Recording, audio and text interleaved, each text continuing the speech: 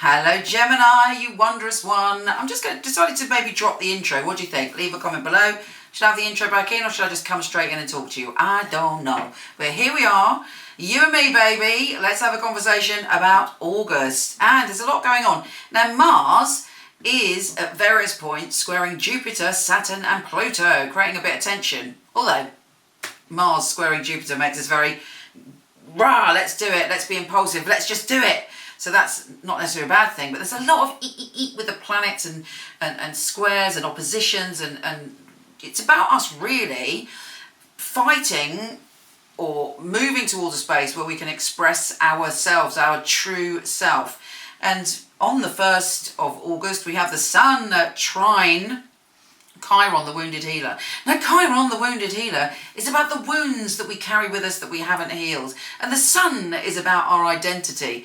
So that would translate, and the Sun is in your position of communication, and Chiron is in your position of feeling like yourself in the world, collaborations, unity, feeling like part of the one consciousness. So what does this mean for you? It means looking back maybe, or being reminded, some situation may remind you of where you were in the world or what happened to you in the past that made you not able to express your individuality or not able to express your words, or sometimes when you express your words it's in a way that you feel isn't healthy.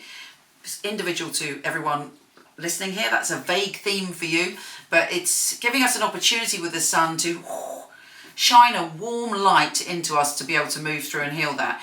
On the same day we have Mercury, your ruler, opposing retrograde Pluto. And Pluto's in a very intense place for you, and Mercury is in your position of security. So it may be that you have to cut someone loose, or there's a situation that involves an ultimatum, or you're uncomfortable in a situation and you're going to have to find your voice. But whatever it is, trust me, ultimately, fingers crossed, it will lead to a healing of you. So even though it feels restrictive, it will lead to a healing. And you are heading towards a point, certainly this month, where you're thinking about what you can do to spread your wings, to travel, to fly free, to explore, as the full moon for you is in your adventure zone. It does have a T-square to Uranus, so you might be a bit confused. There may be a strange coincidence that happens actually, that kind of, makes you think about where you need to be and what you need to do in terms of exploring and spreading your wings and opening up. Because on the same day, we have Mercury opposing Saturn. So it's responsibility versus freedom, responsibility versus freedom. And you'll be aware of what you need to do. In fact, there may be a conversation and you have to finish something or deal with something that you've committed to in the past. Mercury shifts signs and goes into your communication zone, which is obviously one of your favourite places because you love to communicate. So you have a very active mind and there are a lot of really interesting ideas and conversations coming to you.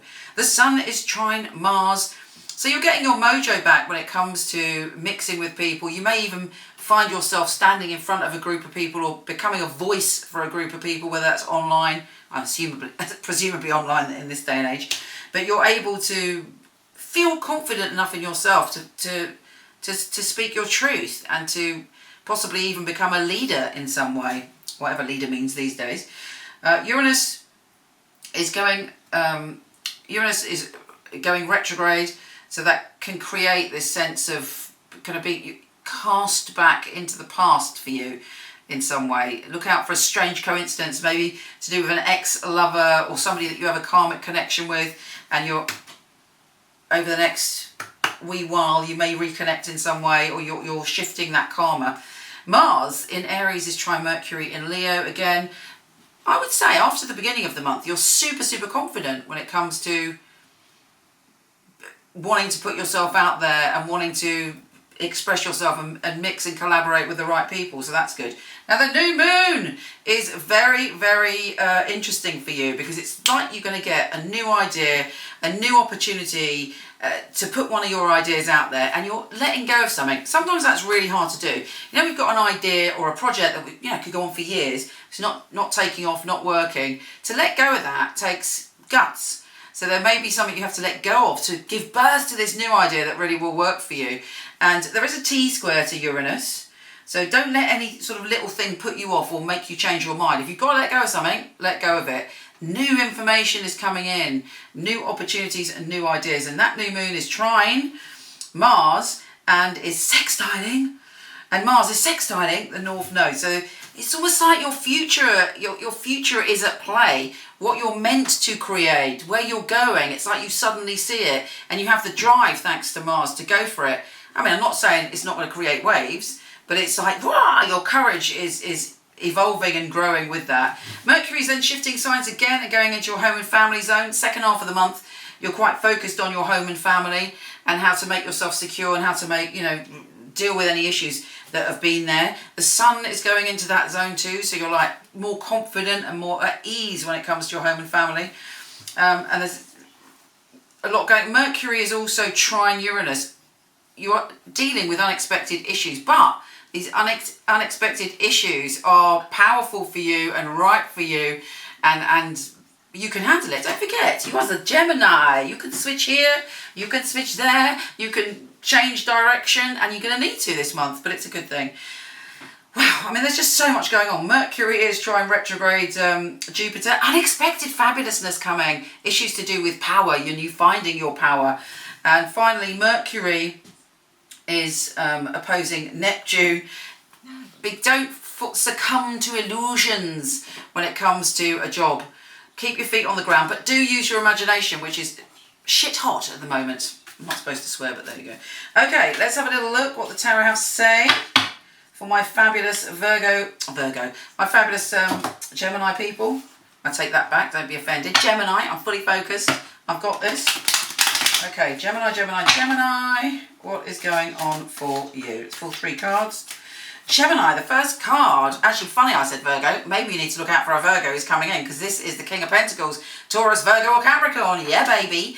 But it's also communication with someone to do with money, to do with business, to do with where you're going. But it looks good. You have got the 6 of Pentacles, so the cash is flowing. There's a shift in abundance for you this month, fingers crossed.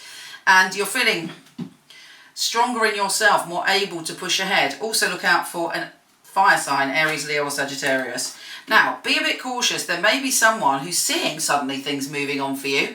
Things aren't moving on for them, and they might want a piece of your action. No. Once you see someone, if you feel it in your gut that someone is trying to steal from you, trick you, betray you, you got to, when you sense it, deal with it. Don't be sort of, yes, come and betray me. You know who I'm talking about. I'm pretty sure you know. Who came to mind when I said that? Somebody. You're right. Let go. Move on. Right. I mean, spooks me out in the most fabulous way. Exactly that. The High Priestess. That's you avoiding this. And this card is more powerful than this card. Be the High Priestess. Get your lovely shift in abundance. And do not let this disgruntled squirrel steal your nuts. Anyway, I send you so much love. You take care, gorgeous. Come visit me on Instagram at Michele Knight. Leave me a comment about the starter thing. Lots of love.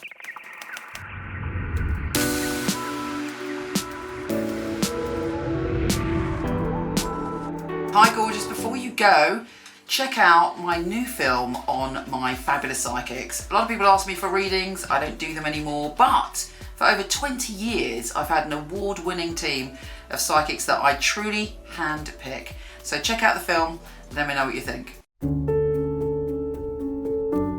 The purpose of a reading, I feel, is very much to inspire people and to empower people. It's about hope. It's about guidance. Using a phone or being with you, it will be the same because the matter is spiritual.